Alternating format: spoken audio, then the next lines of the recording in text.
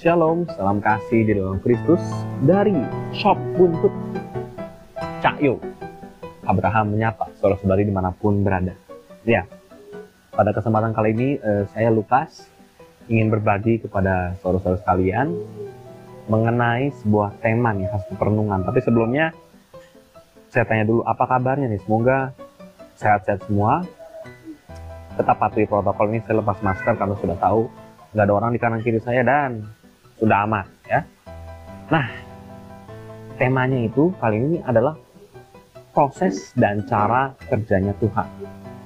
Nah, jadi kita nih sebagai orang beragama Kristen pasti deh pernah berjumpa dengan tema ini atau membahas hal ini ya. Jadi seperti apa sih proses atau cara kerjanya Tuhan?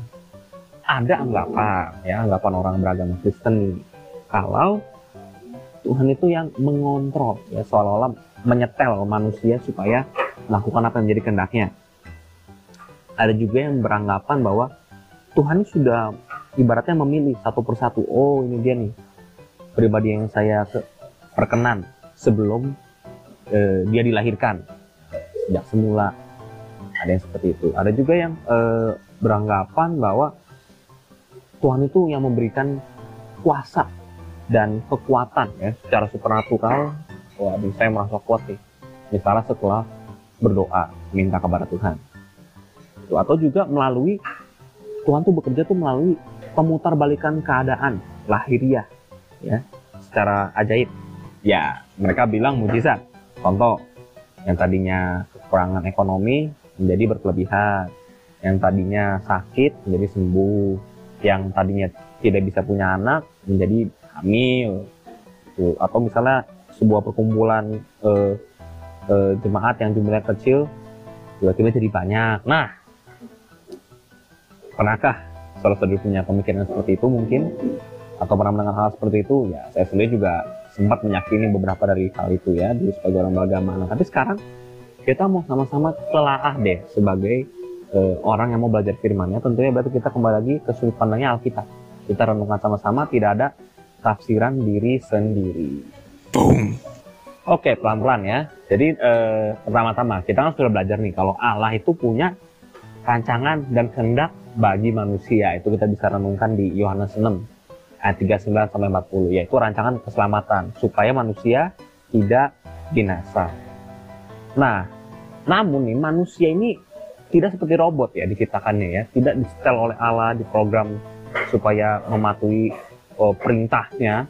Tapi manusia itu memiliki kehendak bebas ya. Jadi semua kembali lagi tergantung pada manusianya, apakah mau mengikuti rancangannya Allah ini atau tidak. Kasusnya kita bisa lihat sendiri ya di Kejadian 3 ayat 6, di mana Hawa ya dengan kehendak bebasnya menggunakan pengertiannya sendiri akhirnya jatuh dalam dosa, keluar dari rancangannya Allah. Benar nggak? Itu dulu satu. Nah, terus kita beranjak ke perjanjian lama nih ya. Di situ kita lihat bahwa Allah masih turut bekerja campur tangan langsung ke dalam urusan-urusan yang dialami oleh manusia ya, terutama di situ bangsa Israel. Nah, kenapa ya? Karena belum ada pada saat itu manusia yang kudus dan sempurna sesuai dengan rancangan dan kehendak Allah. Maka Allah masih terlibat secara langsung ya. Nah, maka kita bisa lihat ketika Tuhan Yesus datang itu Allah sudah tidak terlibat langsung ya. Kita bisa renungkan sama-sama, kita buka di Filipi 2 ayat 5-8 dan juga di Ibrani 4 ayat 15. Ya, di situ dikatakan bahwa Kristus ini mengosongkan kesalahannya dan menjadi sama seperti kita manusia. Bahkan juga dijelaskan bahwa ia turut merasakan kelemahan-kelemahan kita dan juga dicobai. Cuma dia tidak berbuat dosa. Nah, kita harus bersyukur justru atas hal ini. Mengapa? Karena dengan demikian Kristus ini sudah menjadi yang sulung, yang kudus, dan yang sempurna, sehingga kita bisa meneladani pribadinya.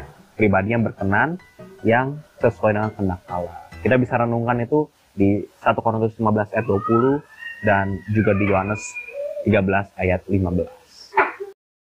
Nah, mengenai pribadi yang dipilih atau ditentukan Allah, ini siapa sih? Nah, jawabannya sudah jelas. Allah telah menentukan Yesus Kristus sejak semula Ya, jadi kita bisa renungkan tuh di Efesus 1, itu ada di ayat 4 sama di ayat 11-nya. Jadi di dalam Yesus Kristus Allah telah memilih setiap manusia supaya menjadi pribadi sama-sama yang kudus, sempurna, yang berkenan. Nah, jadi kembali lagi pilihan kepada manusianya, mau nggak hidup di dalam Yesus Kristus? Dimana kita udah belajar pasti, kalau kita hidup dalam Kristus, hidup kita harus serupa seperti Dia sudah hidup. Yang artinya kudus sempurna. Nah, lanjut lagi. Maka di sini kita bisa lihat sama-sama, kembali lagi kepada keaktifan, pada respon dari manusia itu sendiri. Contohnya aja di firman di Markus 12:30. Kita harus mengasihi Dia dengan segenap jiwa, kekuatan, akal budi, dan hati kita. Jadi ketika kita sudah hidup dalam Dia, maka kita tuh akan menghindari tuh segala perbuatan daging, gitu, mematikan manusia lama kita. Nah, gimana bisa ada kekuatan untuk melakukan itu semua? Kita renungkan di Roma 1 ayat 16. Injil itu adalah kekuatan Allah.